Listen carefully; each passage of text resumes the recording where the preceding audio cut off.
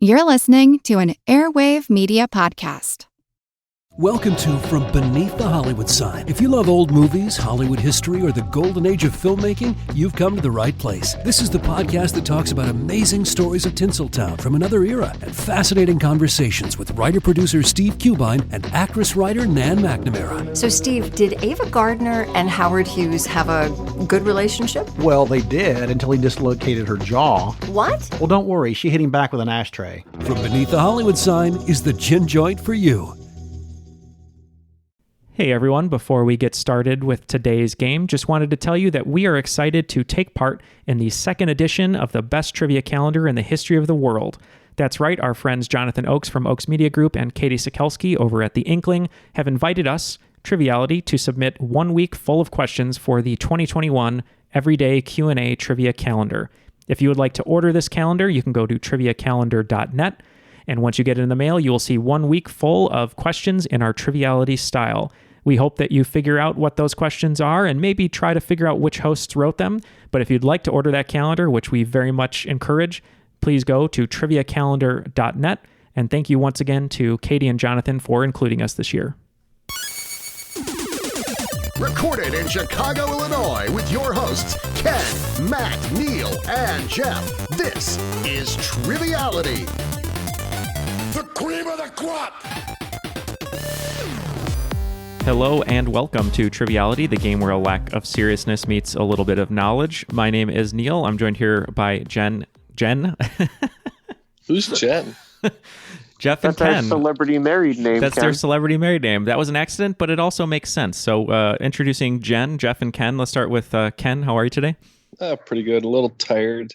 Last night at about 9 o'clock, I had a ring on my doorbell.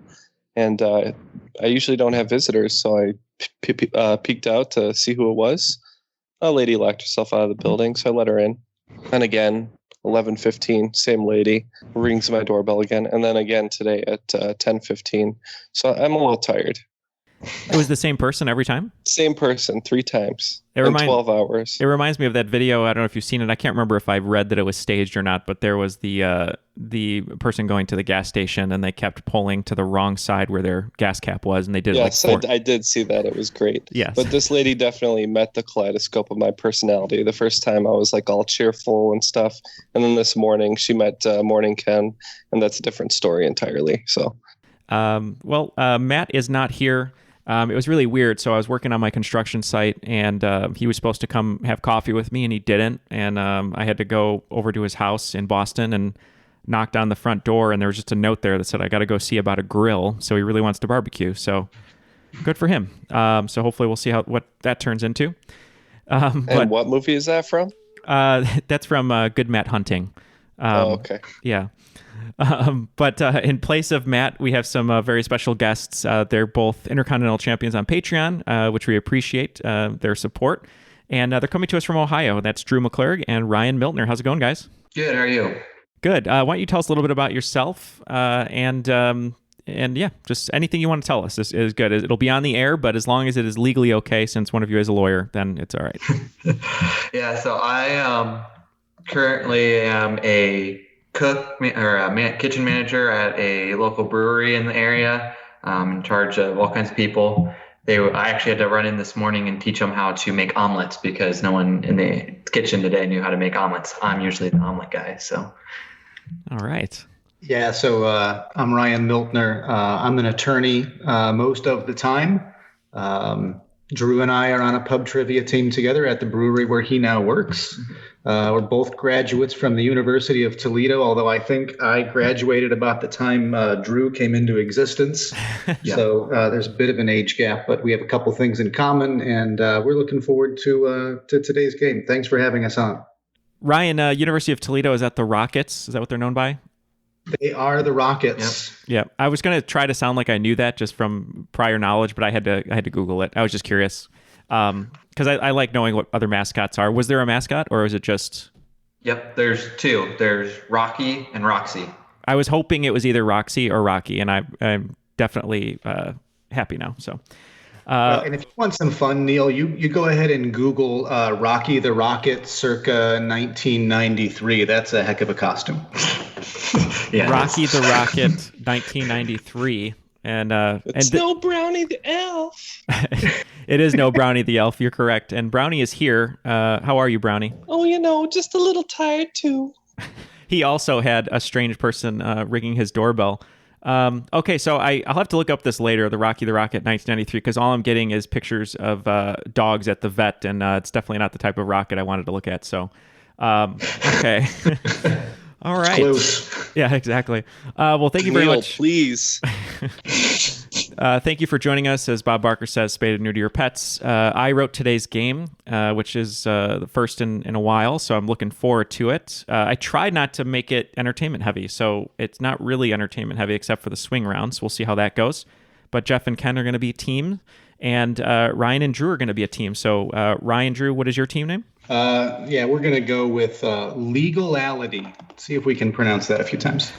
Legality. I like it. As we said before we recorded, Ryan is a lawyer, and he is one of many on our legal counsel that we are honored to have behind us. So thank you very much for helping us out in a jam.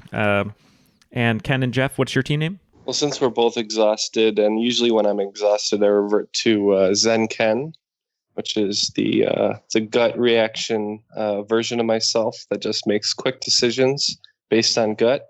But today we're going to hit our stride. So we're going to be the Zeniths. The Zeniths. I think I had one of those TVs once. Great team name, though. All right. Let's throw it to the rules guy and hear who he is today, I suppose. The rules of the game are simple. 20 questions split into 2 rounds worth 10 points apiece. At halftime, there'll be a special swing round designed by this week's host.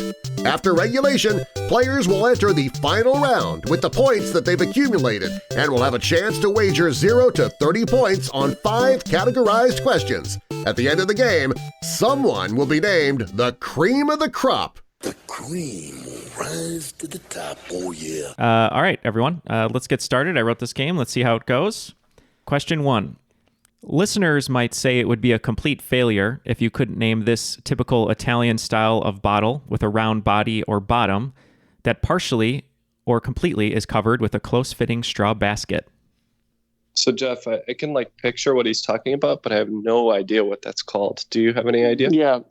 No, Right. Same. I know what it looks like, but I couldn't tell you the name. All right, so we're at a blank here, so it's up to you guys to come up with an answer because we don't have one. So we think we know, at least as long as the style of wine is the same as the name of the bottle, we're going to go with a Chianti bottle. All right, and Jeff and Ken, you are tapping? Yes, unfortunately. Good start today. All right, so Chianti wasn't what I was looking for, but I'm going to give you guys points for that because Chiantis often do come in this type of bottle. But the clue there was listeners might say it would be a complete failure because this type of bottle is called a fiasco. Okay. So thank you to Colleen for that, teaching me that fact. Question 2. Of the 4 major American sports, one player has won more regular season MVP awards than any other player. For 10 points, name that player, and for a bonus 5 points, name any one of the MVPs from the other sports who top their respective leagues. All right, I think we've got answers here. All right, so Ryan and Drew are locked in. Ken and Jeff, feel free to talk out loud. Okay, so we were just kind of shooting some names back and forth. Jeff says that Kareem is the NBA leader with 6. I think probably Gretzky is the number 1. As for baseball, I would have no idea, and same for football. I have no idea. So I would go with Gretzky as the number 1. I think the NFL is much more variant than that, so I don't think there's that many MVPs. So do you want to go with NFL players? You want to go with Gretzky for the number 1 slot, and then you can fill in the rest? So we'll go with Kareem for the bonus, Ken. Okay, so Gretzky and Kareem Abdul-Jabbar for the bonus. All right, legality. What about you guys?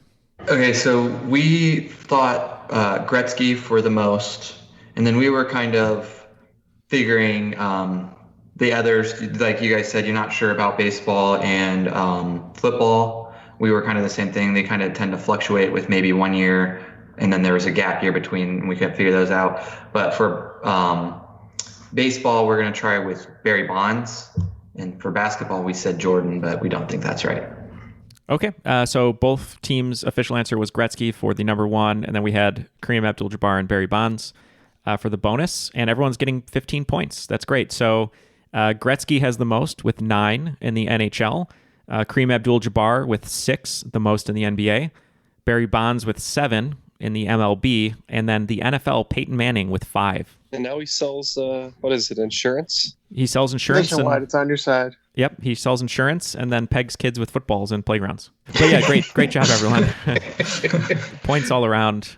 Speaking of college, Ryan, you're talking about University of Toledo. I've said this on the show before, but at Iowa, I used to walk down the block and get a medium Papa John's cheese pizza and chicken tenders, and then just kind of veg out. As Jeff said, he was comatose, and then I just watch movies. So that's college for you. Neal loves his tendies. I do love my tendies. That's right.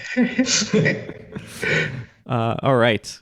This next question is number 3.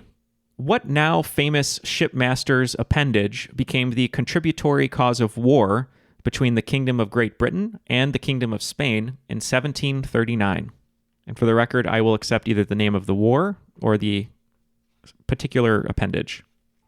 Okay, we're locked in over here. Jeff, I have no idea on this one, to be honest. I've not heard of this. No, nothing's ringing a bell. Captain Willis's Willie. Mm. Captain Willis's Willie? Yeah, that's it. Okay. That's the one. All right. That's your guess. Ryan and Drew? So we're actually tapping.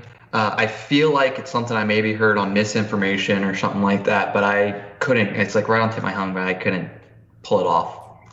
All right. Yeah, I was going to go with Captain Willis's Willie, but I talked him out of it. Yeah. Our favorite captain and our favorite Willie, but unfortunately the wrong answer. But the correct answer is Jenkins' Ear, or the War of Jenkins' Ear. So something to look up there. It was kind of fascinating. All right. Yeah. I have never heard of that. Trying to do non-entertainment here. Okay, the next question here. Question 4. Eunice Kathleen Wayman was a singer-songwriter and civil rights activist who certainly put a spell on the music industry with her memorable stage presence, which earned her the title the High Priestess of Soul. By what stage name was she better known by? Okay, we are locked in. Jeff, any guesses right off the bat? So, he said something about putting a spell. Yeah, put a spell on you. Yeah. That's obviously a song lyric reference. Yeah. High Priestess. What do you know about Mama Cass? Mama Cass. I don't think that's her, because I think her name was Cass, so I don't think her name was Eunice. Is it like one of those Peggy Margaret things? No, I think this is somebody who like kind of maybe changed their name a little bit, or I'm drawing a total blank here, dude. All right, we'll lock in with Mama Cass. Okay, Mama Cass for Zeniths. And how about you, Legality? So I put a spell on you was, I think, the clue I picked up on. I'm thinking that's Nina Simone. The full name, given name, didn't do much for me, but Nina Simone sounds right to us. And that's going to be 10 points to Legality. It was Nina Simone. And my favorite song of hers, one of her most famous and probably most covered, Feeling Good. All right. Question 5 today is going to be a listener-submitted question. Haven't done one of these in a while, but I appreciate everyone who wrote in. This one comes from Steve Gilman in Atlanta, Georgia. So thank you, Steve, for your question. What country has the oldest continually existing unchanged flag? And I believe they even got a Guinness World Record for it. I think I have an idea. But I'm just in with Jeff's vague idea. All right, so feel free to talk. Legality. Vexillology is not my forte. Yeah, and I think so. Most of the world power type countries that might come to mind, most have had huge governmental shifts in the past 2 centuries, and Russia, for instance, or China, those flags have obviously changed. I wonder if it's France. I don't know how long France's flag has been unchanged. I would say. But it's simple, right? Mm-hmm. And I want to go with France. Yeah, I'll go. Let's go with France. We'll lock in with that. I think what he's looking for here, Ken, is Denmark, because I think Scotland's Saltire is older, but that's not a country, generally speaking. That's usually lumped in with like Great Britain. But I'm pretty sure the Kingdom of Denmark adopted theirs like pretty long time ago. Everything else is pretty recent, like 1800s or newer. So Okay, so Denmark for Zeniths and France for legality. Well, it is known as the Dannebrog, or the Cloth of the Danes. The answer is Denmark from 1370. So points to the Zeniths there. Good job, Jeff. All right, question number 6. Softballer Jenny Finch famously struck out this MLB superstar, who was a Cardinal, then an Angel, and began his career with 8 straight 30-homer, 100 RBI seasons. All right, we're locked in. The only Cardinal that comes to mind that was a big home run hitter was Mark McGwire. Yeah, either that or Albert Pujols. Which do you think? I think Mark McGwire is a good... Yeah, I like Mark McGwire, but I think Jenny Finch is younger. That's the only thing keeping me from that. Okay. Well, we could go for Pujols then, if you want. Okay, let's go with Albert Pujols. McGwire started out with the Oakland A's and then went to the Cardinals, but Pujols started with the Cardinals and then moved over to the Angels. So we're going to agree and go with Albert Pujols. And Pujols is correct. 10 points for both teams. It's a great video. She really smoked some fastballs right past him. Good teamwork. All right. I do remember Mark McGwire. He was a favorite of mine. We used to have these not really wiffle balls, but it was a set of, they were kind of like foam baseballs that you would play in the backyard, and each pitcher or hitter had their own. So there was like a Mark McGwire bat, there was a Randy Johnson ball, a Barry Bonds bat, and we used to hit them like into neighbors' yards, and they would mysteriously disappear, which now as an older man, I realized that the people just kept them out of spite, but I haven't become that yet. I've been working out a lot, but I just can't seem to get my arms as big as his. I wonder what his secret was. I think it's his will to succeed, right? I mean, it's just his sheer will. That's right. All right. Question number 7. What alliterative personal identification consists of an area number, group number, and serial number? And this is me, for the record, trying to write shorter questions because I get so much from it. So, what alliterative personal identification consists of an area number, group number, and serial number? Oh, I'm pretty sure we're good. Yeah, that looks good to me, Ken. Yeah, so I didn't realize how the numbers were grouped, but I have noticed people from the same geographic area and the same general year or years of birth tend to have similar numbers. And Social Security sounds kind of alliterative to me, so we're going to go with Social Security number. Okay, and Zeniths? Yep, we said the same thing. Just like Ryan said, I was doing research and found it interesting that the first 3 numbers of a Social Security number are your area, and I kind of did a deep dive from there, and the answer is Social Security number. And because you both answered correctly, I need your Social Security number, so please text those to me right now. I'll post mine to the crop so everybody can find it there. That's good. That's a team player right there. All right, moving right along to question 8. My mom bought me a brand new book titled Memoirs and Misinformation, written by this actor who had one hell of a 1994, including a film that had an on-screen credit and introducing Cameron Diaz. Who is that actor and author? I think I know, Ken. Okay, we'll lock in. Okay, so we're trying to pick up the clues in the question here. Yeah. But I think I saw that this person had recently written a book and did an interview about it. And I think in the interview, he was talking about a relationship with another actress and its impact that she had on his life. Mm-hmm. So if my memory serves, Cameron Diaz, one of her first films, came out about 1994, and it would be The Mask, and I think it's Jim Carrey. Yeah, I would agree. So we're gonna go with Jim Carrey. Yep. The other day, I was hanging out on Jeff's porch doing some social distanced outside hangouts, and he walked outside. He said, "What are you reading on your phone?" I said, "Just some soft news." something about Jim Carrey and Renee Zellweger. So yeah, it is Jim Carrey.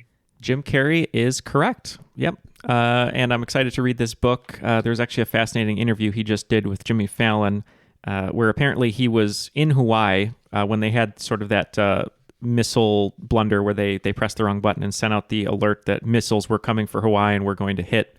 And his assistant at the time called him and said, I'm really sorry to tell you this, but there are missiles coming in 10 minutes and they're going to hit Hawaii. I'm so sorry. And apparently he kind of looked out on the ocean and reflected on his entire life and thought that was it, but pretty heavy. But yeah, I'm excited to read this book, and it is Jim Carrey. And talk about 1994, by the way, too. Ace Ventura, The Mask, and Dumb and Dumber all in the same year. It's pretty insane. Okay, Already then. Oh yeah, already then is correct. Let's move on to the next one. All right, number 9. In turn-of-the-century New York, this 3-word Manhattan location was the home of the music publishing industry and breeding ground for creative songwriters like Irving Berlin. Ken, was he the owner of the Music Box? I have no idea. I really don't know on this one. No, that's my guess. We can go with the Music Box Theater. All right, legality? Okay, so I got this because when I was a freshman at Toledo, I had to take history of jazz, and we believe it's the Tin Pan Alley. Tin Pan Alley, yeah. All right. Irving Berlin, famous songwriter. There are many other famous songwriters, Gershwin and whatnot, that sort of lived and created in this area. The name is kind of debated about where it came from. Some people attribute it to the fact that poorly tuned pianos banging away in the middle of the street sounded like tin pans. So it is Tin Pan Alley. Correct. Good job, guys. Thank you. Required courses come into they come into use from time to time. Yeah, it's pretty fascinating. If you have a chance to look it up, if you're a fan of jazz or any sort of songwriting, so many great people and future, award winners and whatnot, artists all in the same area. It would have been pretty cool. All right, number 10. I'd love to be in Paris in the 20s. Wow. Paris is so beautiful in the rain. Wonderful movie. Just watched it recently again. All right, number 10 to end the first round. Thinking about the periodic table, as I often do, mostly in the middle of the night in heat sweats, I was struck by how many elements belong to a particular letter. My question to both of you is, which letter of the alphabet has the most elemental names on the periodic table? And for 5 bonus points, if you can name the letter with the second most elements. So you're asking what letter appears the most times?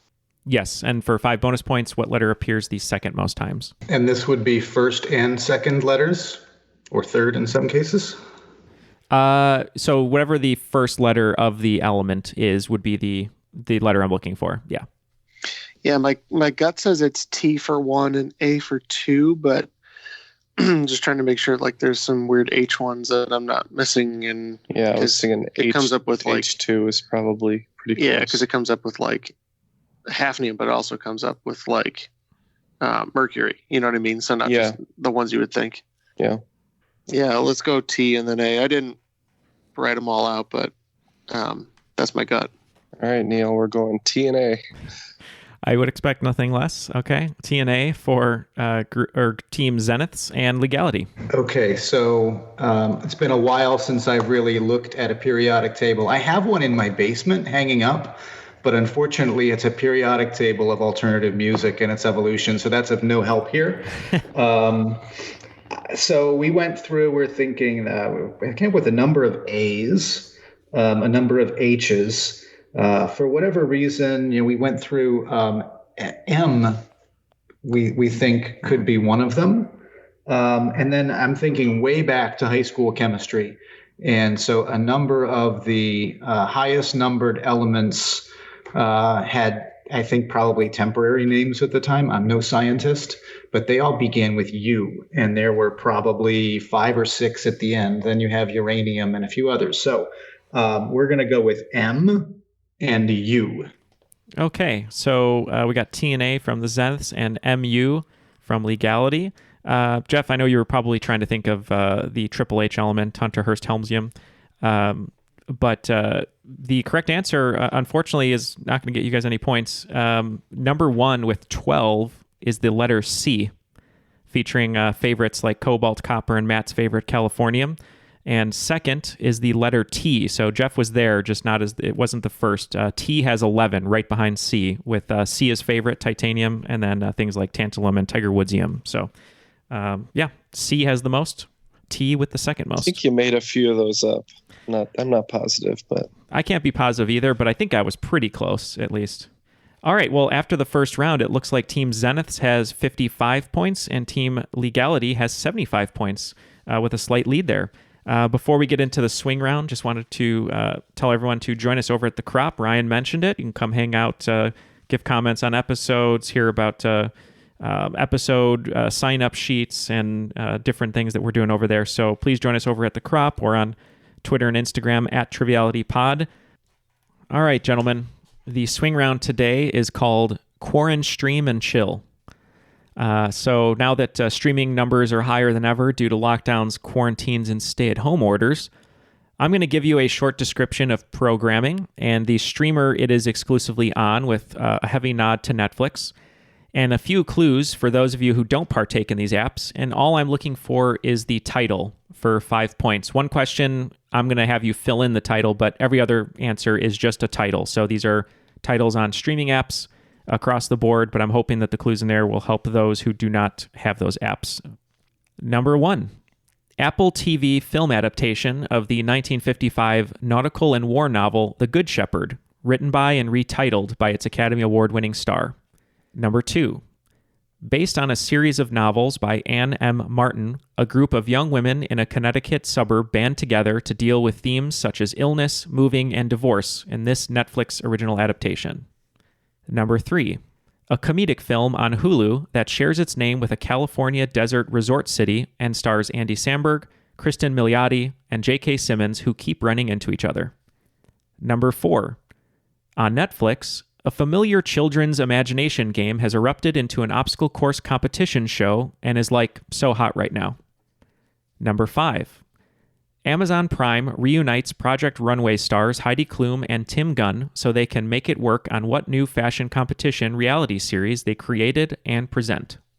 Number 6, this Netflix film from Love and Basketball director Gina Prince Bythewood stars Charlize Theron and is an Image Comics adaptation following a woman-led team of immortal warriors who have fought in every type of battle time has ever seen. Number 7, a movie sequel debuting on Peacock subtitled 2, Lassie Come Home, is the second film version of what popular USA Network fan-favorite comedy series, most likely with a cameo from a pineapple. Number 8, rebooted true crime and paranormal series that once called Robert Stack host is now on Netflix, Sans host, from Stranger Things executive producer Sean Levy.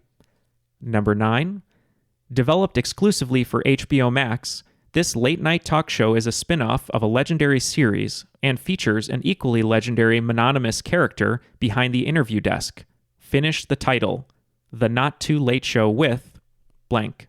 And number 10, it might not be a reboot or an original, but this alliterative team-based quiz show popularized in the 90s with host David Ruprecht is currently showing 15 old episodes on Netflix, where you'll surely spot an abundance of frozen turkeys. All right, I'm going to give both teams some time to go through these, and we will be back with our answers. All the answers are locked in, so let's hear what the teams came up with. Number 1, I was looking for the film adaptation on Apple TV of the 1955 nautical and war novel The Good Shepherd, Zeniths. So we believe this is the film that notably features our friend Brian Smaller as a colorist, and that is Greyhound. And Legality. Okay, so we've seen the ads for the movie, and we blanked. Well, I know it's something to do with submarines, and in World War II, groups of submarines called Wolf Pack. So we knew it had something to do with wolf in the title, I'm almost sure. So. Yeah, we ultimately couldn't put something together. It's a Tom Hanks movie. We're pretty sure of that. We think it's Joe versus the Snarling Angry Wolves. That is a movie I definitely would like to see, but no points there. But points to Zeniths with Greyhound. As Ken said, our friend Brian Smaller was the colorist on that movie, which is pretty exciting. So if you want to look at his work, go to Instagram at Brian, Bryan Smaller, and check it out. All right, number 2. This was a Netflix original adaptation. It's a series based on novels by Anne M. Martin. Zeniths, what did you have? Yeah, we didn't know if this was the correct answer, but we knew it was a series of novels. We guessed The Babysitter's Club. And legality? Okay, so we struggled with this one too. We struggled with a lot of these questions, but thought about it, and Ann M. Martin rang a bell somewhere in the depths of my brain. And I remember my cousin Katie in particular was a big fan of this series of novels when they first came out. And we also thought it was Babysitter's Club. And that would be points to both of you. That is correct. Okay, number 3. Looking for the comedic film on Hulu starring Andy Samberg, Kristen Milioti, and J.K. Simmons that is named after a California desert resort city. Zeniths. This one was especially frustrating because it's always on the front page of Hulu whenever I open it up. So I've read the name 20 times, but it was escaping me. But we settled on Palm Springs, hoping that's right. Okay, and legality? Yeah, we were kind of in the same spot where we just kind of guessed on the city name, so we said Palm Springs. I'm glad the clue worked for you. That is correct, Palm Springs. Fun film if you want to check it out on Hulu. Okay, number 4. This is on Netflix, and it's a obstacle course competition show based on a familiar children's game, Zeniths. This is a game in which you can't really touch the floor. We think the floor is lava. And legality? Yeah, I almost mentioned Ultimate Tag, but then realized it was Floor is Lava. Floor is Lava is correct. All right. That's how we record all of our shows here when we are actually in the studio. Our feet never touch the ground because it's lava. Number 5, Amazon Prime reuniting Project Runway stars Heidi Klum and Tim Gunn for a new fashion competition reality series, Zeniths. Yep, this is making the cut. And legality. We didn't have this one. We threw out Fashion Police. All right. It wasn't Fashion Police, but it was making the cut, so points for Zeniths. Number 6, this is a new Charlize Theron film on Netflix that is getting a ton of downloads, or views, I should say.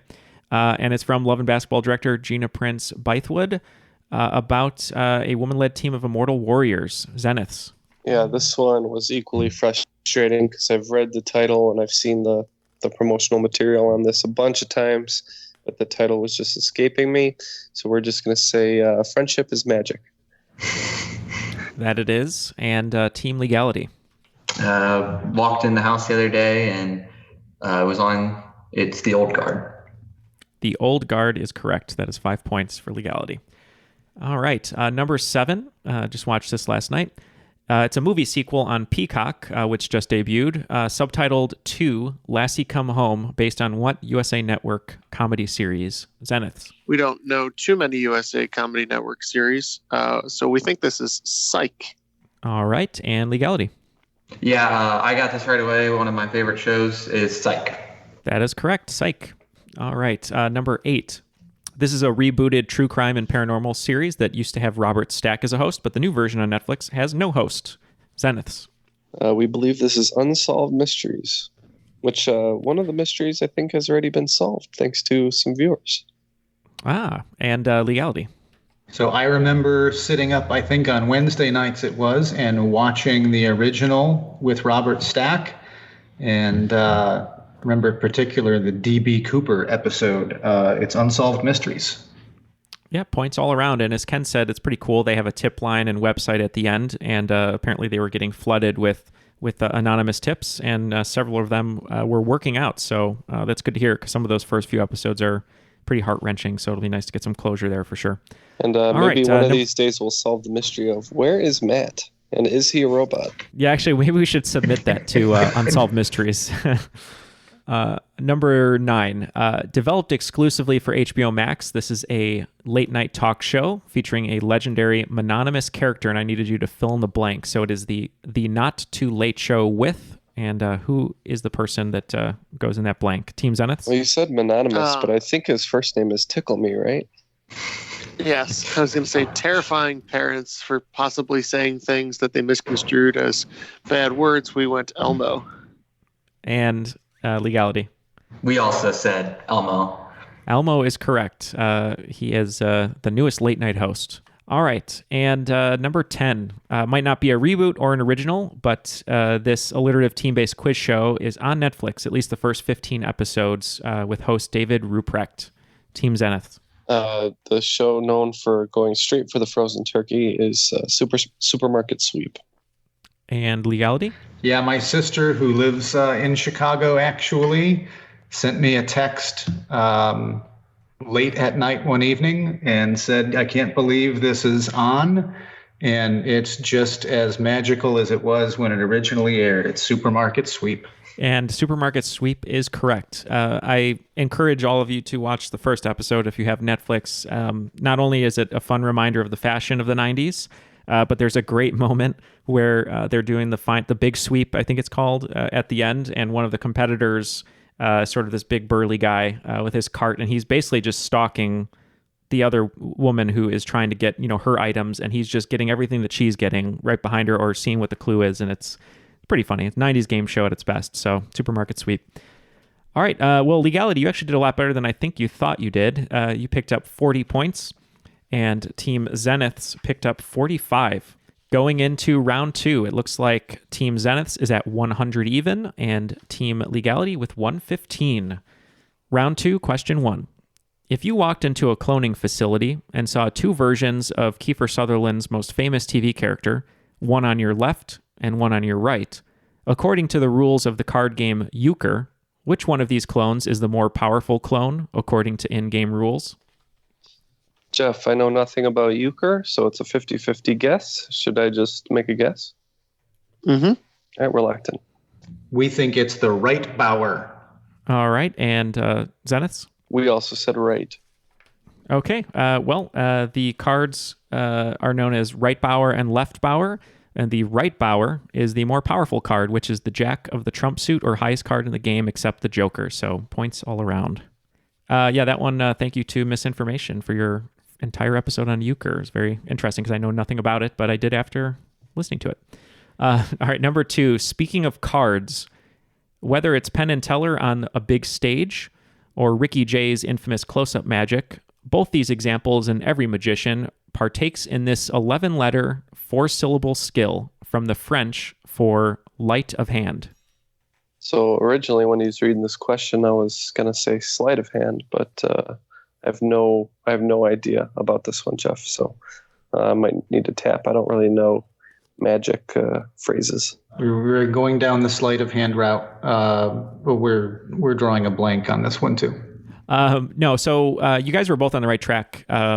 It does mean sleight of hand, or in French, literally, it means light of hand, but it's a phrase used in magic, sort of how they practice or the skill of sleight of hand, and it's called legerdemain from the French. So Legerdemain. Okay, number 3, Presidential Medal of Freedom recipient, Congressman and civil rights leader John Lewis tragically succumbed to his battle with pancreatic cancer yesterday, July 18th. Since 1987, he was a representative for the 5th Congressional District of what state? We're good, Ken. All right, we're good as well. It's Georgia. And Jeff and Ken? Yep, he represented the state of Georgia. Georgia is correct. Great man, great history, his work. And all I have to say to that is cancer and vote. So there's your little sidebar for there. Okay, number 4. What slang turn of phrase to use the bathroom was derived from sailing ships in which the toilet area was at the bow of the ship and not, as I thought as a teenager, derived from a vulgar description of male anatomy? Ken, is this the head? Yeah, I guess so. That makes sense. We're locked in with hit the head. We also think that it is hit the head. Yeah, I was reading a book by my favorite author called Bloodwork, which was turned into a Clint Eastwood movie. And in the book, he kept saying he has to hit the head, but it means the bow of the ship. So yes, hitting the head. Okay, number 5 is another listener-submitted question. Thank you to Matthew Brown from New Jersey. And Matthew actually wrote in a Bible question, which I know nothing about, so it was helpful for him to send this in. In the Bible, 3 people have names that start with the letter F. Can you name one of them? All right, I initially said maybe Francis, but I don't really have a lot of confidence in that answer. I don't remember a single F name. If popes keep naming themselves, Francis. If you like Francis, we can go with Francis, Ken. Yeah, I think that's as good as we're going to get. Okay, and legality. Farquaad would be fun, but we don't think that works. So we thought St. Francis of Assisi and Pope Francis, and maybe those originated from a biblical name. We went with Francis as well. All right. Well, unfortunately, there are no doobie-doobie-doos in the Bible, so Francis was not one of them. He would come much later in Hoboken. But the answers are Felix, Festus, and Fortunatus. So those are the 3 F names in the Bible. Jeff actually came close with a joke answer saying Festivus. In all honesty, I thought it was Festivus at first, and I had to do a double take. It was not to be. Well, thank you very much, Matthew, again, for sending in that question in our lack of Bible knowledge. Yes, thank you. Number 6. This one took me a little while to research, but I tried to learn something, as I often do.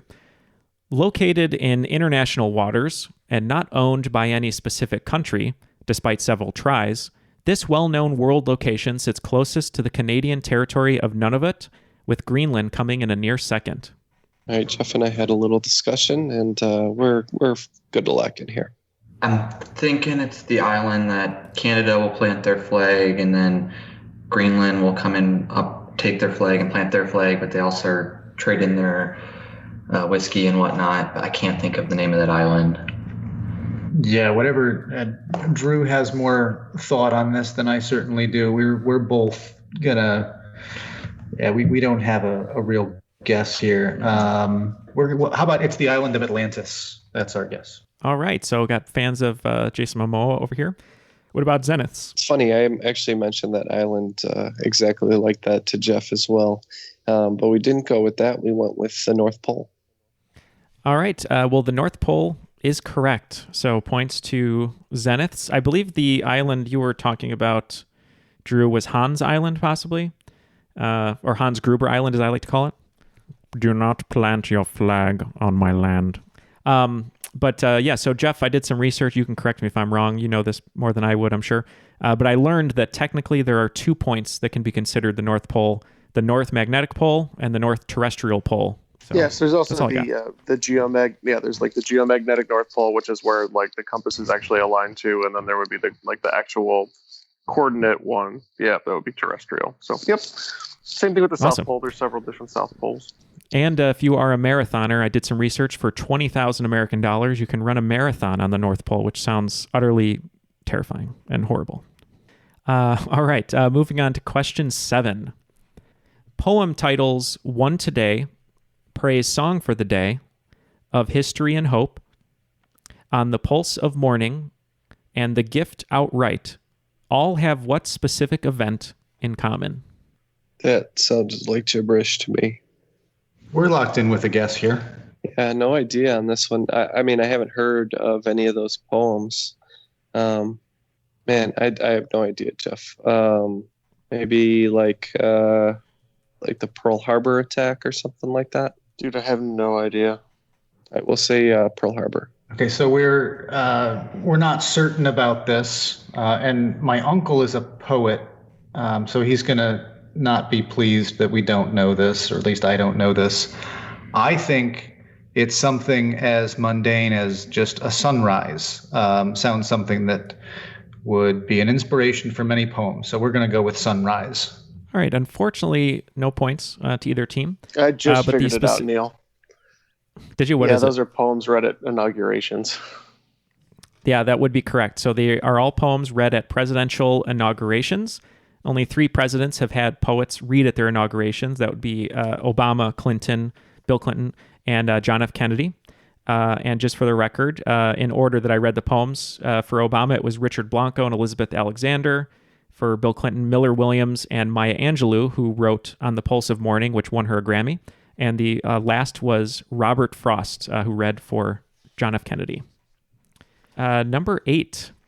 We are recording today's episode on a Sunday, but if we were to follow these colorful laws, some activities might be restricted or banned, even including some restrictions for shopping or sale of certain items. Thankfully, it hasn't included podcasting that we know of. We're locked in.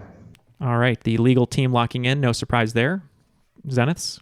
Okay, Jeff, so I'm assuming this is referring to laws that kind of restrict religiously what can be done on Sunday, right? And it's named after a color. The only thing I'm coming up with is like with alcohol, it's like a dry county, but yeah, I think it's something kind of like that. But I don't know, when it's a question like this, purple always kind of stands out to me. So Okay, we can go with that. all right. Okay, and legality? I don't know where the term originates, but I am pretty sure these are blue laws. And blue laws is correct. That's points to legality. Ken, I believe the purple laws you were thinking of take place in Minneapolis when visiting Prince locations. That's right. And Ryan, I believe blue laws from the research, or at least at one point, they were called that because of the paper they were printed on was actually blue. That makes some sense. Okay. Number 9. Running since 1933, the World Championship finals of this competition are held each July at Derby Downs in Akron, Ohio, and it's definitely not a place for makeshift oratists. We're locked in here. This was written a while back. I didn't realize we'd have 2 people from Ohio on, but hopefully you guys will be able to figure it out. Picking up anything on this, Jeff? Yeah, people who give speeches? Why would there be anything with speeches? Derby? What kind of a derby's a race or something, right? Yeah, I guess so. What about yodeling? No, I think it's a race. Makeshift speakers, impromptu speakers. Yeah, I don't know. All right, we'll lock in with the world champions of yodeling. Legality. So there's actually a great story about some people who cheated in this particular competition using an electromagnetic or an electromagnet in the front of their vehicle. It's the All-American Soapbox Car Derby in Akron. It is the Soapbox Derby. That is correct. So that was the makeshift oratists there, Jeff. That was a clue you almost got there. I mean, if you on their soapbox, yeah. Gotcha. If you build your own derby cars, though, can't you put an electromagnet in it? Why does that break the rules? So the story with this person, as I remember it, was that they put an electromagnet in the nose of their car, and the starting gates, because it's all gravity down this hill, was a metal starting gate. So they would turn the electromagnet on when they started, and as the gate fell forward, it would pull the car and give them a head start ahead of the competition. So that was against the rules. Is it because you have to only use the force of gravity? I think so. I think there's there's nothing mechanical, or powered allowed to be used. And otherwise, just what a great idea. It was fantastic engineering, but apparently violated the rules. Okay, that is really great, actually. And one unknown fact about that race is while you're falling down the hill with gravity, you also have to be screaming political stances at the same time. Okay, final question of round 2 of regulation. Aside from being a favorite of our very own Ken, author J.R.R. Tolkien was clearly ahead of his time when he arguably birthed this now common 5-lettered term for a pre-adolescent period in Chapter 1 of Lord of the Rings. So we use the term now. He used it for a different... He invented the word. He created a neologism, if you will. And if Neal creates a word, it's a neologism. That's right.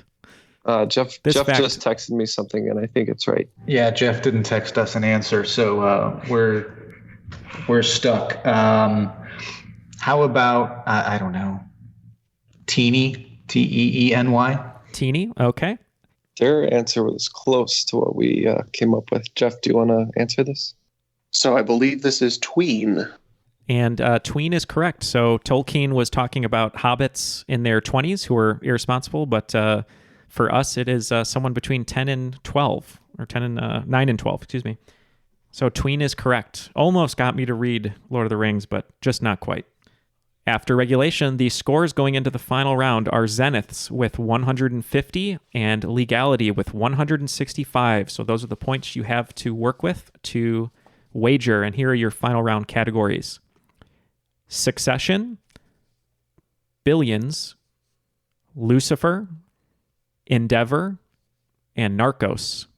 So take your time to come up with your wagers as they do that. Just wanted to give a shout out to all of our Patreon supporters, including Ryan and Drew, for supporting the show, especially during such a difficult time. We've been hit by the pandemic like so many others, and we appreciate all of the support that you've been pouring into us, whether it's messages, new sponsorship, everything. We really appreciate it. If you'd like to join Ryan and Drew to get some perks such as stickers, posters, character boxes, but most of all, 30 hours and more of extra content on Patreon, you can join them at patreon.com/trivialitypodcast. And we would love to see you over there. And all of the wagers are locked in. This should be a great final round here. Team Zeniths are actually going 15s all the way down, just to make it easy for everyone listening. And Team Legality is going 20 all the way down. So it's might come down to this final round. Let's see what happens. Question 1 in the category of succession.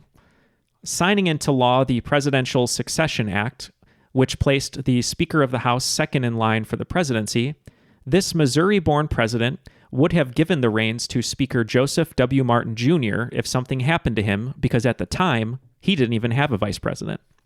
Number 2, Billions. Showtime's program Billions, which Colleen and I have been binging lately, is a well-written dramatic prize fight between actors Damian Lewis and Paul Giamatti, the latter of which has only once across his long career been nominated for an Academy Award for his performance in what film? Question number 3, category of Lucifer. Along with IBM, the NSA named some of their earliest civilian block ciphers Lucifer, which were used in an experimental form of this, whose definition states is the place and study of techniques for secure communication in the presence of third parties called adversaries. Number 4, in the category of Endeavor. NASA's SpaceX Demo 2 mission was launched on May 30th, 2020, and docking at the International Space Station was Crew Dragon Endeavour, which housed 2 astronauts whose first names became an internet meme, calling back to what 2 fictional Canadian brothers who first appeared in a comedy sketch called Great White North. And finally, in the category of Narcos. While the television series Narcos is set and filmed in Colombia, the country is more well known for producing well-balanced coffee beans. Colombia's average annual coffee production of 11.5 million bags makes them the 3rd total highest in the world after 2 other countries. Name either of those 2 other countries. All right, they're going to go over these questions, and we'll be back with our answers. All answers have been locked in, so let's get these points doled out here. Number 1 was in the category of succession. I was looking for a Missouri-born president who would have given the reins to Speaker Joseph W. Martin Jr. if something happened to him, because he didn't have a vice president, while signing into law the Presidential Succession Act. Let's start with Zenith. You went 15 down the board. Jeff had a good thought on this one. Picked a president that didn't have a vice at the time because he had succeeded somebody. Jeff? Yeah, we think this is Harry S. Truman, and the S stands for S. And Legality. That was our answer as well. Harry S. Truman from Independence, Missouri.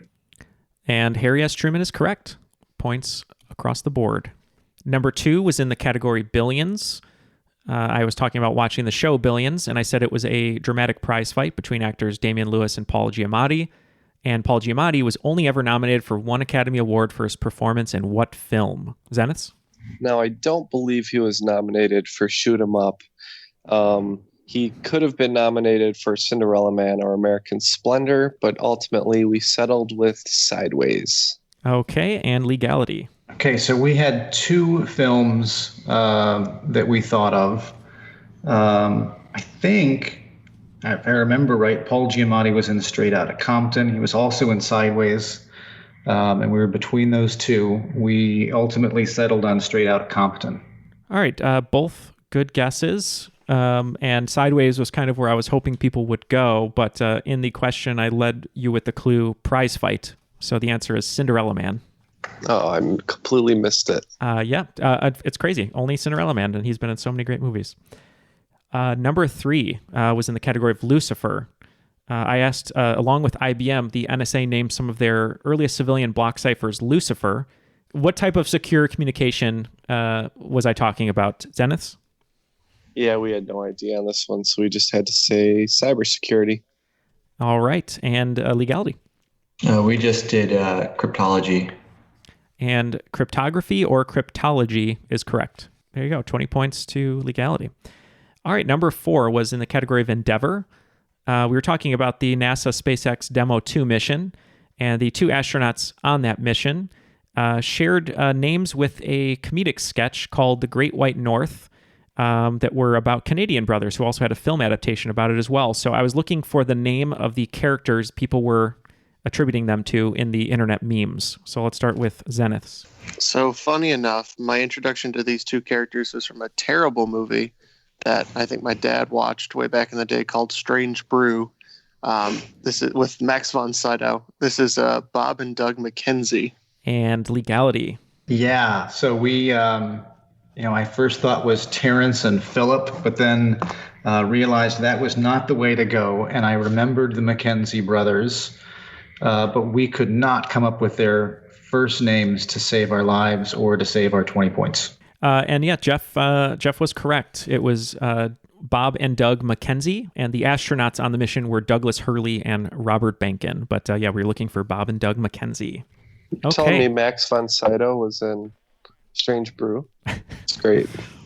His career is pretty crazy. It's all over the place. It's great. Yeah, he plays like this evil brewer. It's actually kind of genius in how. All right, I might need to see it now. If Max von Sydow plays a evil brewer who runs an organization that looks into future crime. Yeah, and exactly. knew Kylo Ren before he was Kylo Ren. Drew, any comment on evil brewers? No, our brewers are pretty good guys. Okay. If you did go evil, though, you have the great mustache and goatee to go with it. Yeah. All right. Our final question of the game was in the category Narcos. I told you that the television series was set and filmed in Colombia, the country known for producing 11.5 million bags of coffee, making them the third highest in the world. After what other two countries? And I just needed you to name either of them. Zenith? A similar question came up recently in my life, and I think Brazil was one of the pie producers. So we said Brazil. And Legality? We also said Brazil. And number 3 is Colombia, as I said. Number 2 is Vietnam. And number 1 is Brazil. So that's points to everyone. So it looks like Team Zeniths is just going to pick up 15 points after this final round. And Team Legality is just going to pick up 20 points. So small increases in points, but still it keeps the scores basically the same. So we have Team Zenith with 165 to end the game, and today's cream of the crop, Team Legality, with 185 points. The cream of the crop! Great job, guys. Thank you. Thank you very much. Yeah. Yeah, good job, guys. Congrats on the well-earned victory. Thank you. It was a lot of fun. Yeah, it was.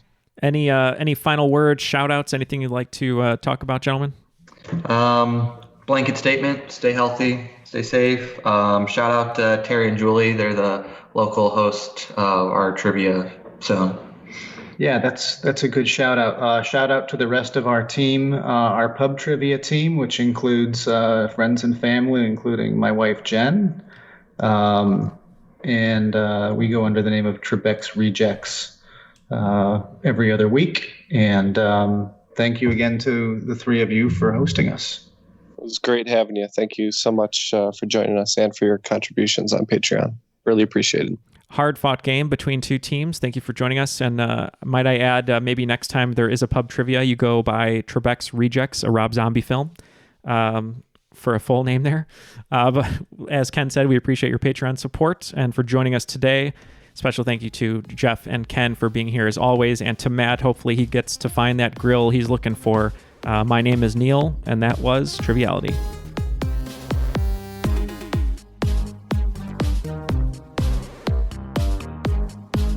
Which were an experimental form of this technique for sorry.